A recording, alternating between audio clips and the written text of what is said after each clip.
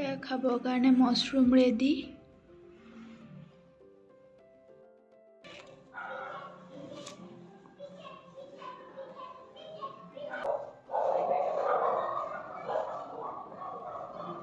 Bottle এটা লৈ গৰম পানী খাই আছোঁ কাৰণ বহুত ঠাণ্ডা আজি।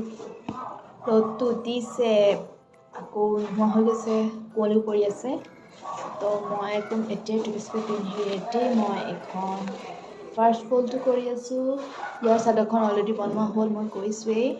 এতিয়া ইয়াৰ ফলটো কৰি আছোঁ। আজি এইটো কমপ্লিট হ'ব লাগে, ট্ৰাই কৰি আছোঁ কাৰণ মুগা হয় আৰু পূৰা মুগাটো পূৰা হেৰিবোৰ একদম পূৰা ঘনকৈ বয়।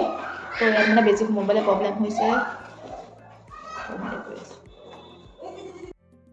হেল্ল' এভৰিৱান, আশা কৰোঁ সকলো ভালে আছে।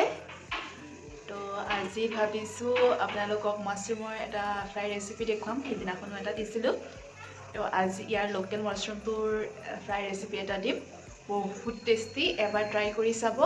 তো বলকচোন দেৰি নকৰি ভিডিঅ'টো ষ্টাৰ্ট কৰোঁ। সকলে বাটাৰ নাখায়, তেখেতে ঘিউ দি খাব। আজি ঘিউ দি বনাম। আজি এই মাছৰুমটো বনাম, ইয়াৰ লোকেল মাছৰুম এইটো। মই আগতে ইয়াৰ ৰেচিপি দিছোঁ বিলাহী সৈতে। আজি বাটাৰৰ সৈতে ফ্ৰাই বনাম। এনেকৈ এইখিনি ধুই পেলাই কাটি লৈছোঁ। এনেকৈ কাটি লৈছোঁ। মই দুডোখৰকৈ কাটিছিলোঁ। হাজবেণ্ডে ক'লে ডাঙৰটো তুমি 3 ডোখৰকৈ কৰি দিয়া। সেইকাৰণে মই চাইজটো অলপ সৰু কৰি দিলোঁ। নিজৰ পচন্দ মতে সৰু ডাঙৰ ল'লেই হ'ল, কোনো কথা নাই।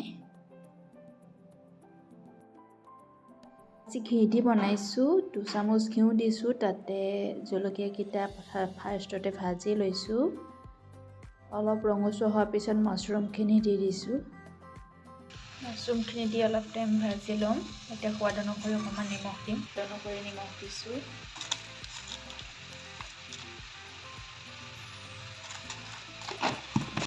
15 মিনিট এনেকৈ ঢাকি থৈছিলোঁ। ঢাকি থওঁতে এইখিনি পানী ওলাইছে, যিখিনি পানী ধুইছিলোঁ আৰু মাছৰুমৰ পৰা ওলোৱা পানীখিনি।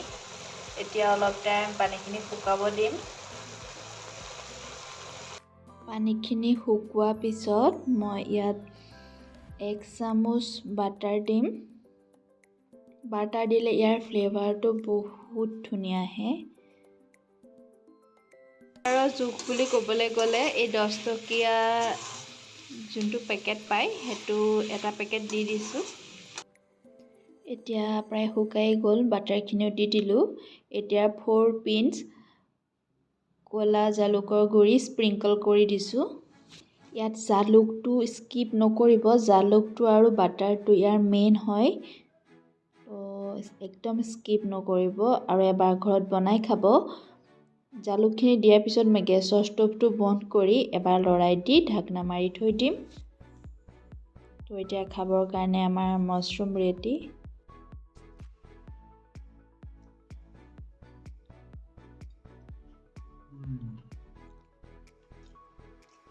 একদম চুবালে যে বাটাৰৰ ৰসটো ওলাই আহে, কি ধুনীয়া লাগে, মজা।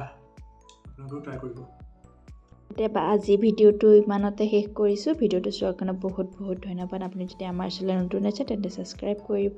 Thank U.